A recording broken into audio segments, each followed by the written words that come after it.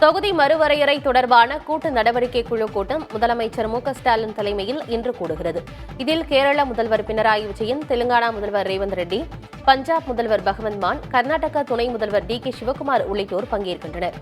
அதேபோல் தென் மாநில மற்றும் பஞ்சாப் மாநில காங்கிரஸ் கட்சியின் நிர்வாகிகள் பங்கேற்கின்றனர். பிஜு ஜனதா தளம் சார்பில் அமர் பட்நாயக், பாரதிய ராஷ்டிரிய சமிதியின் சார்பாக கே டி ராமாராவ், பவன் கல்யாண் கட்சியான ஜனசேனாவின் எம்பி உதய் சீனிவாஸ் உள்ளிட்டோரும் கலந்து கொள்கின்றனர்.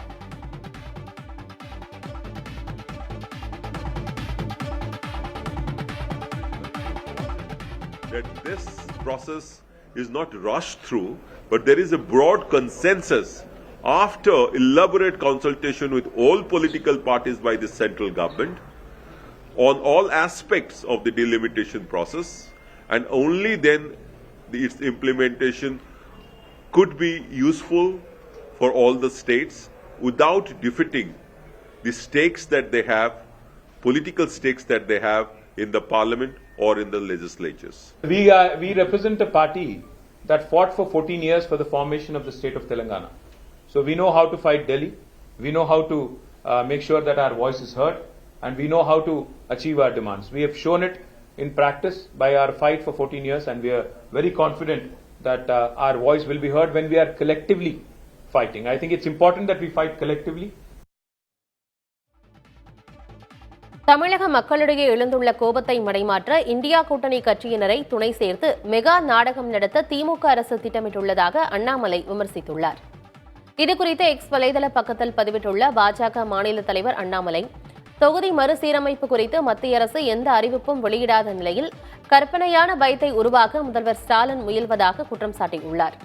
தொகுதி மறுசீரமைப்பு விவகாரம் தொடர்பாக அனைத்து மாநிலங்களுக்கும் ஆள் அனுப்பி கெஞ்சி கூத்தாடி நாடகத்தில் பங்கேற்க முதல்வர் கேட்டுக் கொண்டதாகவும் அண்ணாமலை விமர்சித்துள்ளார். தனது அரசியல் இருப்பை காட்டிக்கொள்ள முதல்வர் ஸ்டாலின் துடிப்பதாக தெரிவித்துள்ள அண்ணாமலை, தமிழக மக்களை வஞ்சிக்கும் அண்டை மாநில முதல்வர்களுக்கு சிவப்பு கம்பளம் விரிக்கும் தமிழக முதல்வரை கண்டித்து பாஜக தொண்டர்கள் தங்கள் வீடுகளின் முன்பு நின்று கருப்பு கொடி காட்டும் போராட்டம் நடத்துவார்கள் என அறிவித்துள்ளார்.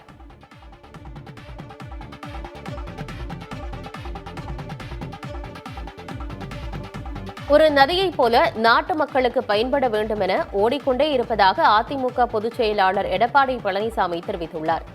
அதிமுக சார்பில் சென்னை எழும்பூரில் நடைபெற்ற இஃப்தார் நோன்பு திறக்கும் நிகழ்ச்சியில் அவர் உரையாற்றினார். அப்போது எல்லோருக்கும் சமநீதி, சம பாதுகாப்பு கிடைக்க வேண்டும் என்ற எண்ணத்தில் உழைத்துக் கொண்டிருப்பதாகவும் தனது அரசியல் பயணம் ஒரு நதியின் பயணத்தைப் போல அமைந்துள்ளதாகவும் எடப்பாடி பழனிசாமி கூறினார். மேலும், என்னை நம்பாமல் கேட்டவர்கள் பலர் இருக்கலாம், நம்பி கேட்டவர்கள் யாரும் இல்லை என்று நாடோடி மன்னன் திரைப்படத்தில் எம்ஜிஆர் பேசிய புகழ்பெற்ற வசனத்தையும் இபிஎஸ் தனது உரையில் சுட்டிக்காட்டினார்.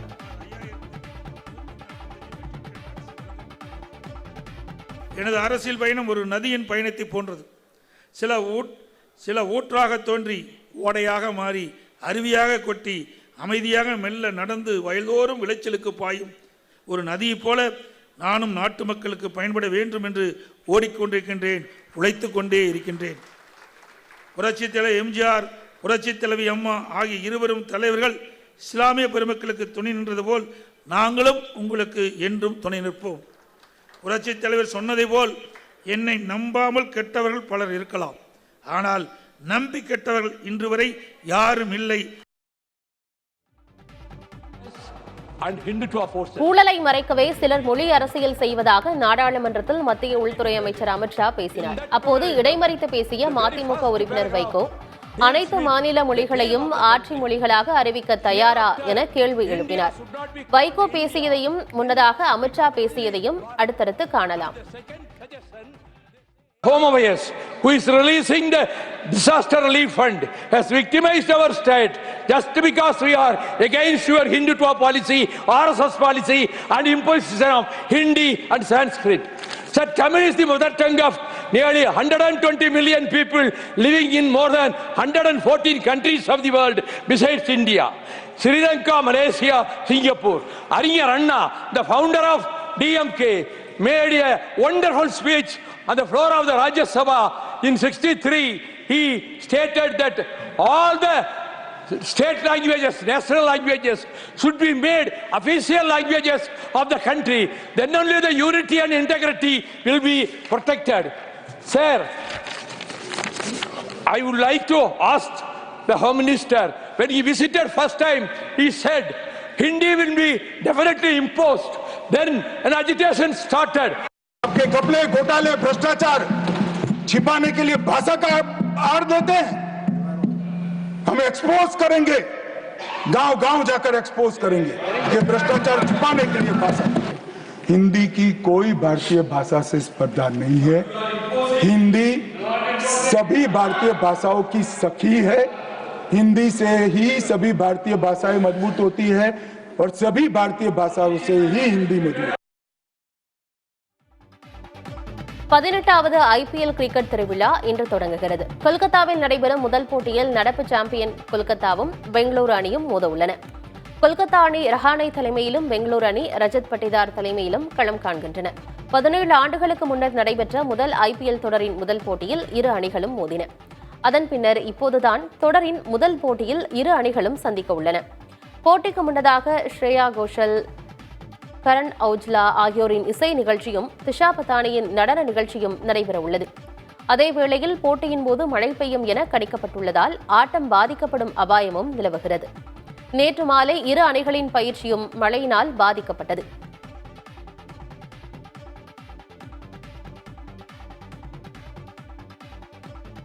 சென்னையில் ராமகிருஷ்ணாபுரம் 1வது தெருவிற்கு கிரிக்கெட் வீரர் ரவிச்சந்திரன் அஸ்வின் பெயரை சூட்ட சென்னை மாநகராட்சி மாமன்ற கூட்டத்தில் ஒப்புதல் வழங்கப்பட்டுள்ளது.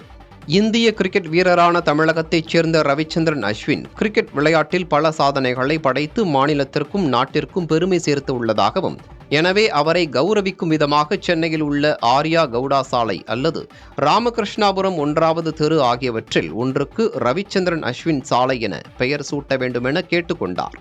இதனை பரிசீலித்த சென்னை மாநகராட்சி ராமகிருஷ்ணாபுரம் 1வது தெருவிற்கு கிரிக்கெட் வீரர் ரவிச்சந்திரன் அஸ்வின் பெயரை சூட்ட மாநகராட்சி கூட்டத்தில் தீர்மானம் நிறைவேற்றியது.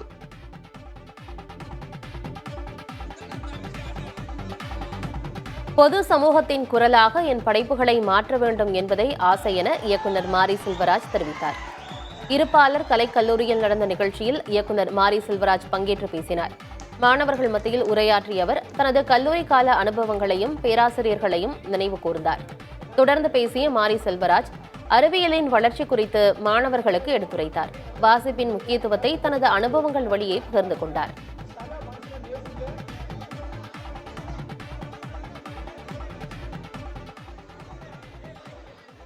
இன்னைக்கு நம்ம அத்தனை பேத்தையும் அதை மாத்திருக்கு.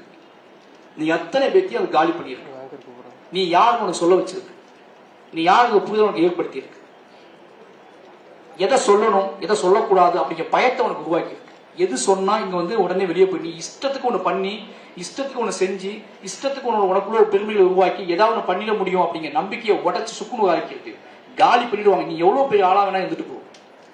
நீ சமூகத்துக்கு அநீதியான கருத்துக்களை பதிவு செய்தால் நீ எப்பேற்பட்ட இடத்துல இருந்தாலும் உன்னை இந்த சமூகம் புரட்டி எடுக்கும் அப்படிங்கிற இடத்துக்கு இன்னைக்கு வந்து சயின்ஸ் கொண்டு வந்திருக்கு. நான் இத்தனை புத்தகங்களை வாசிச்சிருக்கேன். நான் வாசிக்க எனக்கு ஒரு இந்த வாழ்வு உனக்கு கற்பிச்சு கொடுத்துருக்கு. இந்த வாழ்வு பொறுமையை கற்றுக் கொடுத்துருக்கு. எனக்கு நான் நிலையான ஒரு விஷயத்தை நம்புறேன். திருப்பதி ஏழுமலையான் கோவிலில் உள்ள 7 மலைகளும் தேவஸ்தானத்திற்கு மட்டுமே சொந்தமானது என்றும் அதனை வேறு யாரும் உரிமை கொண்டாட முடியாது எனவும் ஆந்திர முதல்வர் சந்திரபாபு நாயுடு தெரிவித்துள்ளார். திருப்பதி ஏழுமலையான் கோயிலில் குடும்பத்தினருடன் முதலமைச்சர் சந்திரபாபு நாயுடு சுவாமி தரிசனம் மேற்கொண்டார். பிறகு அங்கு பக்தர்களுக்கு அன்னதானம் வழங்கி அவர்களுடன் அமர்ந்து அவர் உணவு உட்கொண்டார். அப்போது செய்தியாளர்களிடம் பேசிய சந்திரபாபு நாயுடு, ஏழுமலையான் கோயில் அமைந்துள்ள மலைகளில் வணிக நோக்கத்துடன் செயல்பட யாருக்கும் அனுமதி இல்லை என கூறினார். மலையடிவாரத்தில் தனியார் ஹோட்டல்களுக்கு ஒதுக்கீடு செய்யப்பட்ட 35.27 ஏக்கர் நிலம் தேவஸ்தானத்திடம் ஒப்படைக்கப்படும் என தெரிவித்தார். மேலும் அனைத்து மாநில தலைநகரிலும் ஏழுமலையான் கோயில் கட்ட நடவடிக்கை எடுக்கப்படும் எனவும் சந்திரபாபு நாயுடு குறிப்பிட்டார்.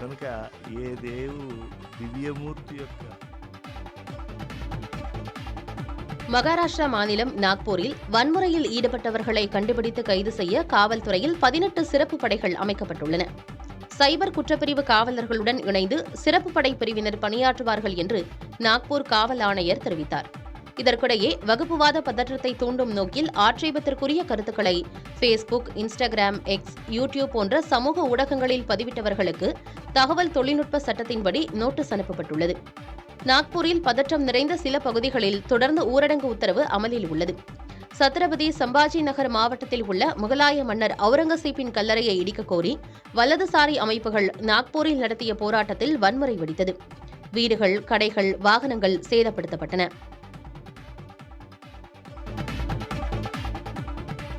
தமிழ்நாடு அரசு நிதி வழங்கியதற்காக அரசு பள்ளி மாணாக்கர் மற்றும் ஆசிரியர்கள் முதலமைச்சர் மு.க.ஸ்டாலினை சந்தித்து நன்றி தெரிவித்தனர். சமக்ர சிக்ஷா திட்டத்தின் கீழ் பள்ளிக் கல்விக்கு தமிழகத்திற்கு மத்திய அரசு ஒதுக்க வேண்டிய 60 விழுக்காடு நிதியை விடுவிக்காத நிலையில் அந்த நிதியை மாநில அரசு ஒதுக்கியது. 2152 கோடி ரூபாய் நிதி ஒதுக்கீடு செய்யப்பட்டதற்காக தமிழக முதலமைச்சர் மற்றும் பள்ளிக்கல்வித்துறை அமைச்சரை சென்னை தலைமைச் செயலகத்தில் சந்தித்த மாணாக்கர் மற்றும் பெற்றோர் நன்றி தெரிவித்தனர்.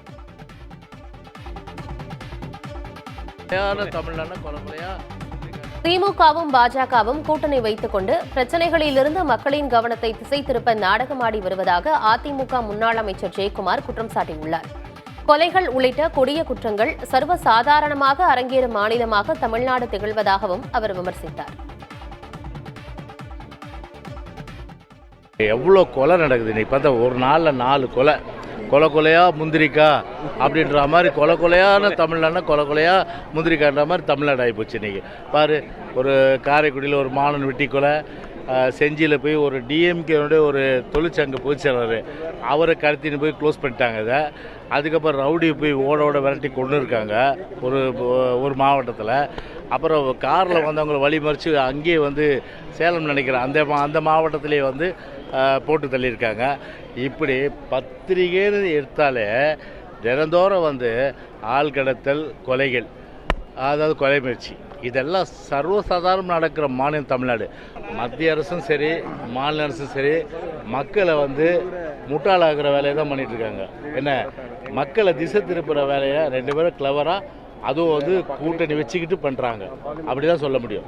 2 பேருமே வந்து திமுகவும் சரி பிஜேபியும் கூட்டணி வச்சுக்கிட்டு மக்களை எப்படியெல்லாம் திசை திருப்பணும், மக்களுடைய அந்த பிரச்சனைகளை வந்து எப்படி வந்து ஒரு கவனத்தை திருப்புறது, அதுக்கேற்ற மாதிரி நல்ல அருமையான ஒரு ட்ராமாவை 2 பேரும் போட்டுட்ருக்காங்க. சென்னை மாநகராட்சிக்கு மத்திய அரசு வழங்க வேண்டிய 350 கோடி ரூபாய் நிதி இன்னும் வந்து சேரவில்லை என மேயர் பிரியா தெரிவித்துள்ளார். சென்னை மாநகராட்சி பட்ஜெட்டில் நிதி பற்றாக்குறை அதிகமாக உள்ளது ஏன் என பாஜக கவுன்சிலர் உமா ஆனந்த் கேள்வி எழுப்பினார். இதற்கு பதிலளித்த மேயர் பிரியா, சொத்து வரியை உயர்த்த வேண்டும் என மத்திய அரசு நிர்பந்திப்பதாகவும் அவ்வாறு செய்தால் மட்டுமே நிதி அளிக்கப்படும் என்று கூறுவதாகவும் தெரிவித்தார். இதை கருத்தில் கொண்டு 6% வரி உயர்த்தப்பட்டு மக்கள் பாதிக்கப்பட்டிருப்பதாகவும் அவர் கூறினார்.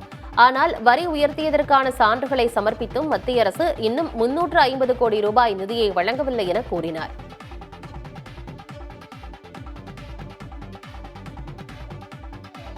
நீதிமன்றம், தேர்தல் ஆணையம், அமலாக்கத்துறை, வருமான வரித்துறை, புலனாய்வுத்துறை ஆகிய 5 தன்னாட்சி அமைப்புகளும் ஆட்சியாளர்களின் கைவிரலாக இயங்குவதாக நாம் தமிழர் கட்சியின் தலைமை ஒருங்கிணைப்பாளர் சீமான் குற்றம் சாட்டியுள்ளார். சிவகங்கை மாவட்டம் இளையான்குடியில் செய்தியாளர்களிடம் பேசிய அவர், கமல்ஹாசன், விஜய் போன்றவர்கள் ரசிகர்களை நம்பி கட்சி நடத்தி வருவதாகவும் தாம் மக்களை சந்தித்து கட்சி நடத்துவதாகவும் கூறினார். தமிழக வெற்றிக் கழகத்துக்கும் நாம் தமிழர் கட்சிக்கும் இடையே இருப்பது கொள்கை முரண் மட்டுமே என்றும் சீமான் விளக்கம் கொடுத்தார். கொள்கை முரண் தான். அவர் தம்பி அவர் ஒரு கொள்கை எடுத்து சொல்றாரு, அதை அந்த கொள்கையை எதிர்க்க வேண்டிய தேவையா இருக்கு, எதிர்க்கிறோம். அதில் திராவிடமும் தமிழ் தேசியம் ஒன்றுங்கிறது வந்து அது எப்படி ஏற்கிறீங்க? நீங்கள் ஏற்கிறீங்களா?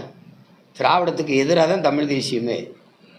திராவிடம் வந்து என் மொழியை வந்து வச்சுக்கிட்டு பிழைக்கும், அதை அழிக்கும், தமிழ்னு பேசி அழிக்கும். நாங்கள் எங்கள் மொழியை காக்க போராடுவோம், அது ஒப்புக்கு அழுகும், நாங்கள் உளமாற அழுவோம்.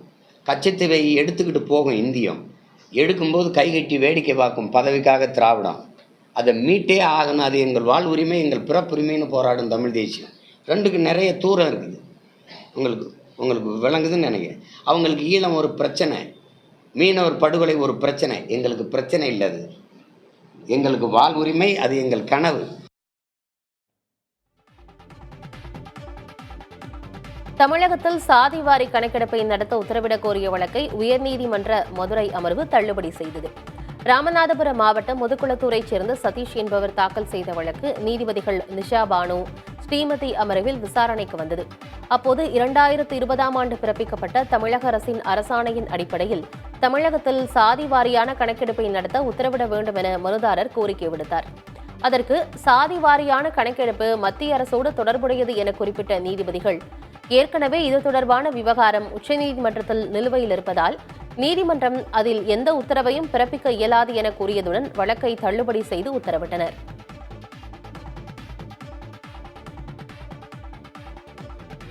அனைத்து ரேஷன் கடைகளிலும் பொதுமக்களுக்கு தெரியும் வகையில் புகார் பெட்டி வைக்க நடவடிக்கை எடுக்கப்படும் என உணவுத்துறை அமைச்சர் சக்கரபாணி தெரிவித்தார். சட்டப்பேரவையில் கேள்வி நேரத்தின் போது எழுப்பப்பட்ட கேள்விக்கு பதிலளித்த அமைச்சர் சக்கரபாணி, தமிழகத்தில் உள்ள அனைத்து ரேஷன் கடைகளிலும் புகார் பதிவேடு வைக்கப்பட்டுள்ளதாகவும் தொலைபேசி மற்றும் இணையதளம் மூலம் புகார் அளிக்கலாம் எனவும் கூறினார். இதுவரை ரேஷன் கடைகள் தொடர்பாக 97,535 புகார்கள் வந்ததாகவும் அதில் உரிய நடவடிக்கை எடுக்கப்பட்டதாகவும் விளக்கினார். மேலும் திமுக ஆட்சியில் புதிதாக 18,09,607 குடும்ப அட்டைகள் வழங்கப்பட்டுள்ளதாகவும் தற்போது 1,67,795 விண்ணப்பங்கள் பரிசீலனையில் இருப்பதாகவும் தெரிவித்தார்.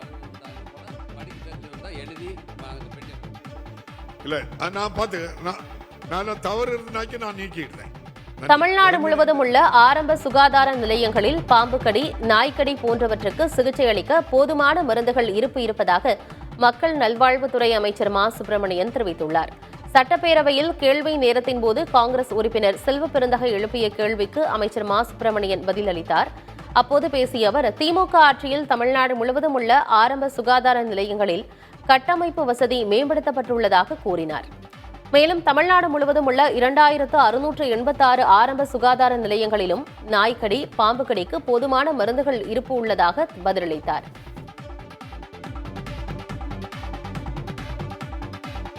திருப்பூர் மாவட்டம் பல்லடம் அருகே ஒரே குடும்பத்தைச் சேர்ந்த 3 பேர் கொலை செய்யப்பட்ட வழக்கு சிபிசிஐடிக்கு மாற்றப்பட்ட நிலையில் அதிகாரிகள் விசாரணையை தொடங்கினர். சேமலை கவுண்டம்பாளையத்தில் ஒரே குடும்பத்தைச் சேர்ந்த தெய்வசிகாமணி, அலமேலு அம்மாள் மற்றும் செந்தில்குமார் ஆகிய 3 பேர் கடந்த ஆண்டு நவம்பர் மாதம் கொடூரமான முறையில் கொலை செய்யப்பட்டு 8 சவரன் நகை கொள்ளையடிக்கப்பட்டது. தனிப்படைகள் அமைக்கப்பட்டு விசாரணை நடந்து வந்த சூழலில் 110 நாட்களை கடந்தும் எந்த முன்னேற்றமும் ஏற்படவில்லை என குற்றச்சாட்டு எழுந்தது. இதையடுத்து 3 கொலை வழக்கு குறித்து சிபிசிஐடி விசாரிக்கும் என கூறப்பட்டிருந்த நிலையில் காவல் கண்காணிப்பாளர் ஸ்ரீதேவி தலைமையிலான அதிகாரிகள் விசாரணையை தொடங்கினர். அதன்படி முதற்கட்டமாக உயிரிழந்தவர்களின் குடும்பத்தினர், உறவினர்களை விசாரித்த சிபிசிஐடி அதிகாரிகள் கொலை நடந்த இடத்தையும் நேரில் சென்று பார்வையிட்டு ஆய்வு செய்தனர்.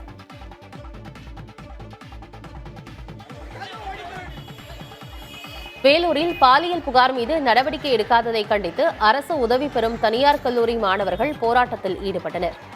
மாணவர்கள் போராட்டம் நடத்தாமல் இருக்க வாயிற்கதவை கல்லூரி நிர்வாகம் மூடியதாக தெரிகிறது. இதனால் ஆத்திரமடைந்த மாணவர்கள் கேட்டை கல்லால் உடைத்து வெளியேறி வந்து போராட்டத்தில் ஈடுபட்டனர். பின்னர் வேலூர் அனைத்து மகளிர் காவல் நிலையத்தில் நடவடிக்கை எடுக்க கோரி புகார் கொடுத்தனர். அண்ணா சாலையில் உள்ள அரசு உதவி பெறும் தனியார் கல்லூரி துணை முதல்வர் பாலியல் தொல்லை அளித்ததாக அதே கல்லூரியில் பணிபுரியும் கௌரவ விரிவுரையாளர் காவல் நிலையத்தில் கடந்த 18ஆம் தேதி புகார் கொடுத்தார். அவரது புகாரின் மீது நடவடிக்கை எடுக்கவும் துணை முதல்வர் அன்பழகனை பணி நீக்கம் செய்ய வலியுறுத்தியும் மாணவர்கள் இந்த போராட்டத்தை முன்னெடுத்தனர்.